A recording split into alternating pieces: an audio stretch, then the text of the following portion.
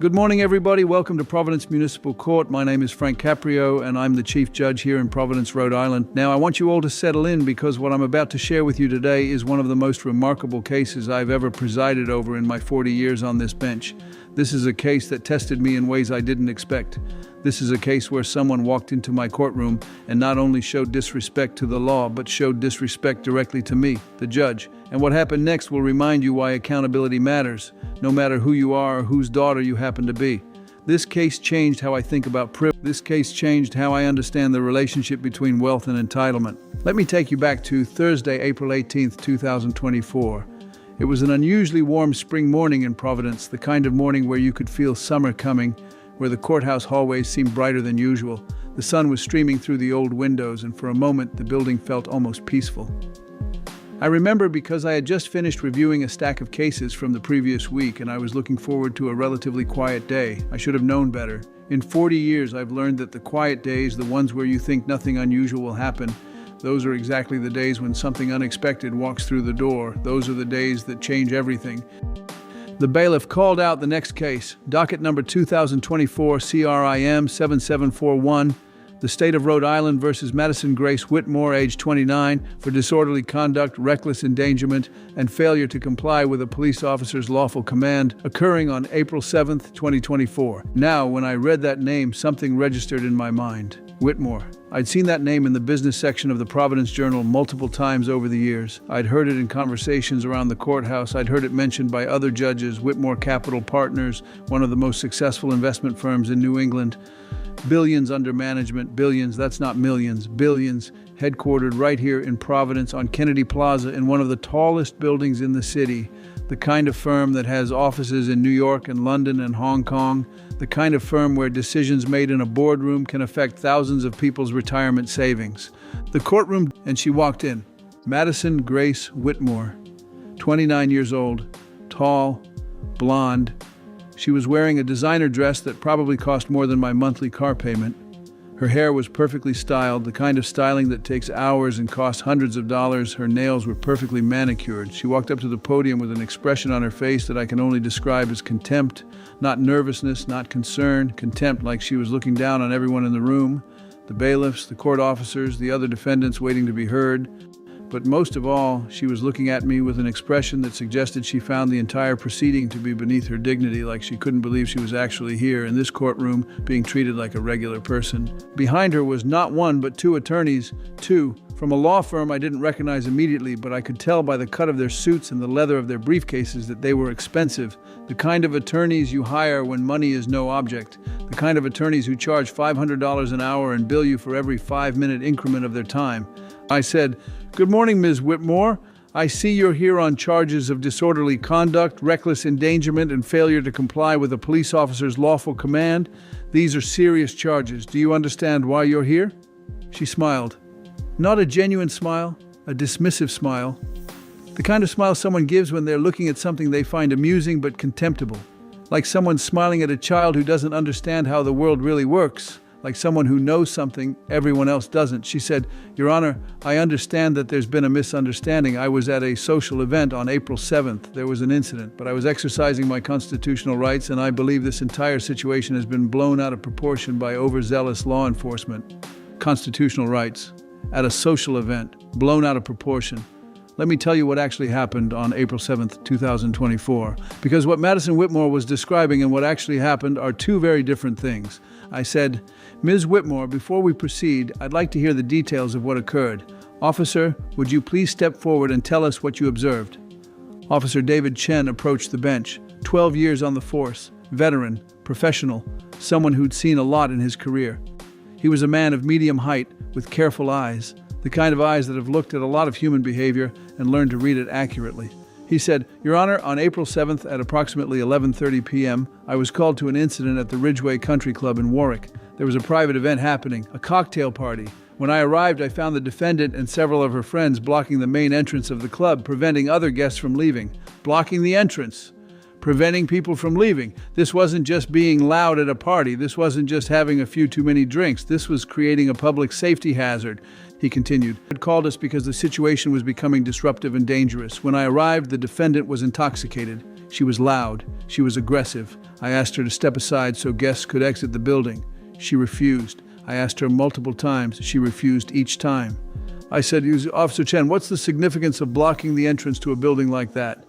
He said, Your Honor, that's a fire exit. If there had been an emergency, a fire, for example, people would have been unable to leave the building quickly. That's why building codes require those exits to be kept clear at all times.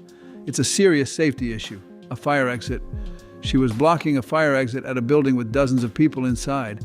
I said, Officer Chen, what did she do when you asked her to move? He said, Your Honor, she told me that she was having a conversation and that I was being rude to interrupt her. I explained that people needed to leave the building and that she was creating a public safety issue by blocking the exits. He paused. He looked uncomfortable. This was the part that clearly bothered him. She then told me that her father wouldn't appreciate my tone, that my career in law enforcement might be in jeopardy if I continued. She said her father ran one of the largest investment firms in the state and had significant influence. The courtroom was very quiet. You could hear the old clock on the wall. You could hear someone shifting in their seat. I said, Officer Chen, what happened next? He said, I explained that I was enforcing the law and that her father's position or wealth was irrelevant to a public safety matter. This is what I said. Ms. Whitmore, I understand your father is successful, but the law applies equally to everyone. I need you to step aside so people can exit the building. She became more aggressive. She started filming me on her phone. She told me she was going to expose me on social media. She said I was harassing her. She said I was abusing my authority. I looked at Madison Whitmore. She was staring straight ahead, her jaw clenched. She wasn't looking at Officer Chen. She wasn't looking at me. She was staring at the wall behind the bench like it was the most interesting thing in the world. Officer Chen said, I attempted to move her from the doorway because people needed to leave the building. It was a safety issue. She resisted. She grabbed onto the doorframe with both hands. Other people, staff from the country club, had to help me move her. During this process, she struck me with her elbow. Whether it was intentional or not, I cannot say with certainty, but there was contact. She struck me. He showed the court the area on his ribs where she'd hit him. There was still a slight bruise visible. He continued, Once I moved her away from the doorway, I attempted to take her information so I could file a report. She refused to provide her name or address. She kept saying, Do you know who my father is? Do you have any idea what he can do to you? You have no idea who you're dealing with? Yeah, my father could end your career with a phone call?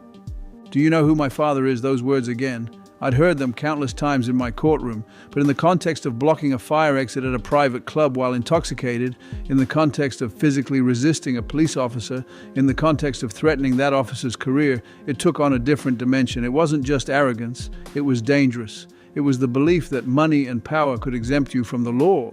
Officer Chen said, I arrested her for disorderly conduct, reckless endangerment, because blocking a fire exit in an occupied building is genuinely dangerous, not just inconvenient, and failure to comply with a police officer's lawful command. I turned to Madison Whitmore. I said, Ms. Whitmore, would you like to respond to Officer Chen's account? She said, Your Honor, Officer Chen is exaggerating what happened. I was not intoxicated. Maybe I had 1 or 2 drinks, but I was in complete control of myself. I was having a conversation with my friends at the entrance to the club. When he asked me to move, I explained that I was in the middle of something. He became aggressive. He tried to manhandle me. Yes, there was contact, but he initiated it. And I have every right to film a police officer in a public space. I said, Ms. Whitmore, a country club is not a public space, and blocking a fire exit in an occupied building puts people at risk. But let me focus on something else. Officer Chen testified that you told him, Do you know who my father is? Is that accurate? She hesitated, then she said, I may have mentioned my father. I don't remember exactly. It was late. I'd been drinking. I don't remember every word I said. I said, well, why would you mention your father to a police officer who was asking you to move away from a doorway? She said, because I was frustrated, because I felt like I was being treated unfairly, because I felt like I was being targeted. I said, Ms. Whitmore, let me explain something to you. When you're 29 years old and you tell a police officer, do you know who my father is? What you're really saying is, my father's importance makes me important. My father's wealth makes me above the law. My father's power should protect me from consequences. Is that what you meant? She didn't answer. I said, because that's what it sounds like to me. And I want to tell you something about that attitude. That attitude is poison. That attitude is the reason people lose respect for authority. That attitude is the reason people believe the system is rigged. Because when someone like you walks around believing that your father's position exempts you from the rules that apply to everyone else, it undermines the entire foundation of justice. It tells other people that the law is not equal. It tells them that money buys freedom. She rolled her eyes. She rolled her eyes at me while I was speaking, while I was explaining why her conduct was wrong, while I was trying to help her understand the seriousness of what she had done. Then I said, "Miss Whitmore, did you just roll your eyes at me?" She said, "Your Honor, I don't appreciate being lectured. I don't appreciate the tone you're taking with me." I said, "You don't appreciate the tone? You blocked a fire exit at a building with dozens of people inside. You resisted a police officer. You struck him. You threatened his career based on your father's wealth, and you don't appreciate my tone?" I stood up. I didn't yell, but I was firm.